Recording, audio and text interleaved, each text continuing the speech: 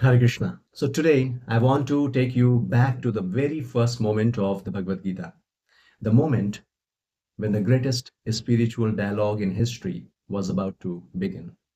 The scene is set. Kurukṣetra, the sacred field of Dharma. Two powerful armies stand face to face, the Pandavas on one side and the Kauravas on the other.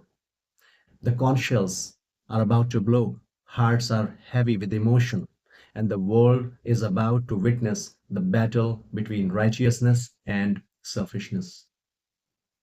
But before the war begins, far away from the battlefield, an old blind king sits in his royal palace, restless, fearful, and filled with attachment. His name is Dhritarashtra. He turns to his minister, Sanjay, who has divine vision, and asks, O Sanjay, after my sons and the sons of Pandu assembled in the holy land of Kurukṣetra, desiring to fight, what did they do? So this is the first question, and this is the first verse of Bhagavad Gita. Dhritarashtra is asking a question. So at first glance, it sounds like a simple question, but hidden in these words lies a deep truth about human consciousness.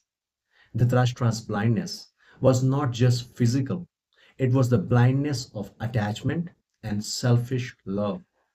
He says, my sons and the sons of Pandu, not our sons. That one word, Mamaka, reveals his divided heart. He knew his sons were wrong, yet he sided with them because of attachment. And when attachment takes over, truth becomes blurry and fear takes control. In many ways, we are all Dhritarashtras. We are all fighting our own battles on the Kurukshetra of life, between right and wrong, faith and fear, duty and desire. Sometimes we know what's right, but attachment whispers just once, bend the rule. We know what's dharma, but fear says, what if I lose everything? And we too sit wondering, what will happen now? But Srila Prabhupada gives a beautiful insight.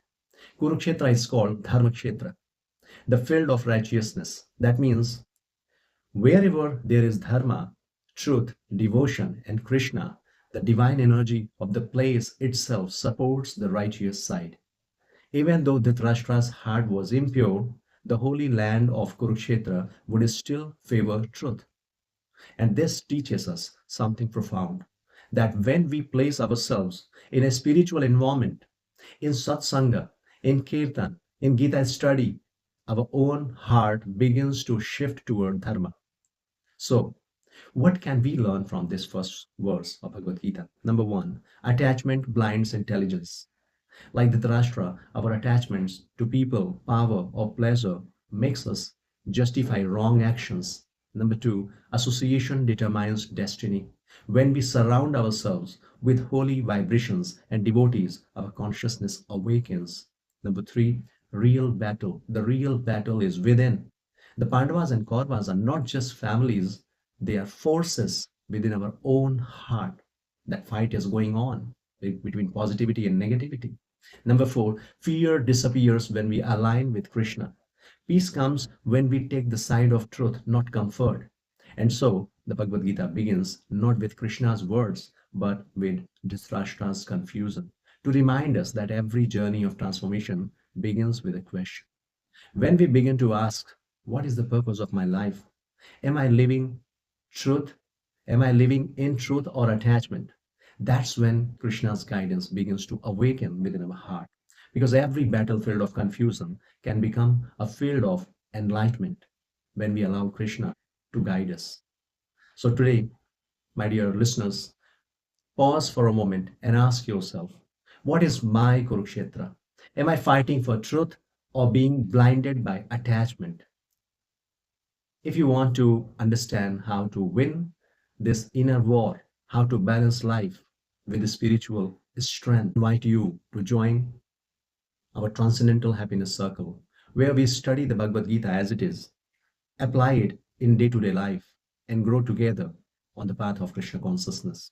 So let's transform our battlefield of confusion into a playground of divine realization. Because when Krishna becomes your charioteer, your victory is certain. So let's become victorious with Krishna. Hare Krishna.